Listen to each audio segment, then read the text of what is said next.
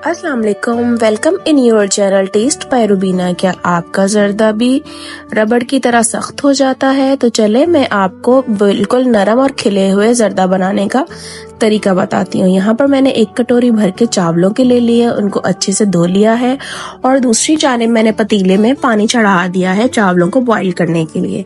थोड़ा सा पानी को बॉयल आए तो मैं इसमें 3 अदद इलायची ऐड करूंगी खुशबू के लिए। और जैसे हमारा पानी अच्छे से जोश मारने लग जाए, बॉयल आना शुरू हो जाए, तो इसके अंदर मैं डालूंगी चावल ताकि हमारे चावल भी जर्दे के लिए बॉयल हो जाए। तो यहाँ पर मैंने पानी में चावल ऐड कर दिए हैं। अब चम्मच की मदद से इसको मैं हिलाऊंगी ताकि चावल अच्छे से पानी के अंदर मिक्स हो जाए। याद रहे, अगर आपका जर्दा बिल्कुल सख्त बनता है तो जिस तरीके से मैं आपको जर्दा बनाना सिखाऊंगी आप मेरी टिप्स को फॉलो करिएगा।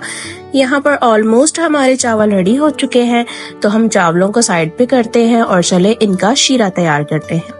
यहाँ पर मैंने थोड़ा सा पानी लिया है, याद रखे पानी बिल्कुल थोड़ा सा लेना है शीरे के लिए। जैसा कि मैंने 1 कटोरा भर के चावलों का लिया है तो उससे आधी कटोरी मैंने चीनी ऐड की है।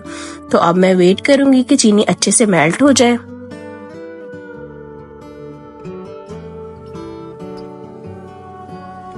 तो हमारी चीनी मेल्ट हो गई है, तो इसके अंदर मैंने पानी के अंदर जर्दा कलर मिक्स करके रखा था वो मैं ऐड करूंगी, क्योंकि अब चावलों में जब हम बॉईल करते हैं तो जर्दा कलर नहीं डालते क्योंकि वो चिपचिपे से और अजीब से हो जाते हैं, इसीलिए हम शीरे के अंदर ऐड करेंगे। जैसे हमारे शीरे में बबल आना स्टार्ट हो गई हैं तो मैं इसमें तकरीबन थोड़ा सा, जितना पानी था उससे थोड़ा सा ज्यादा ऑयल ऐड करूंगी। तो ऑयल या घी जो भी आपके पास आप यूज करते हैं वो इसमें ऐड करें। और ये देखें, यहाँ पर हमारा शीरा अच्छे से बन चुका है और यहाँ पर मैंने जो चावल बॉईल किए थे वो ऐड कर दिए हैं।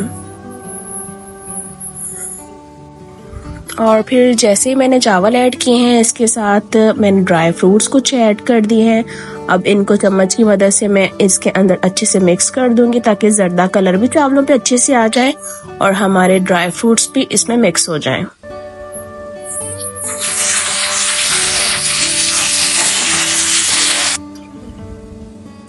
याद रहे, जितना हमारा चावलों की कटोरी या जितने आप चावल बनाएंगे उससे आधा चीनी इसमें जाएगी, आधी चीनी जाएगी, ताकि फिर चावल हमारे सख्त ना बने। और यहाँ पर मैंने कुछ और सॉफ्ट करने के लिए फैटी मिल्क ऐड किया है, इससे हमारे चावल बहुत नरम बनते हैं और बहुत अच्छी सी खुशबू आना स्टार्ट हो जाती है। ये देखें, हमारा शीरा चावलों में अच्छे से मिक्स हो चुका है।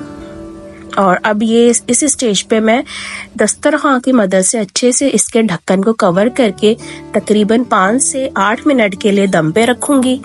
और ये देखें, दम पे रखने के बाद अब मैंने इसको खोल दिया है। चेक करें, हमारे चावल बिल्कुल चिपके हुए नहीं हैं, खिले खिले से बने हैं और ये बहुत ही सॉफ्ट बनते हैं।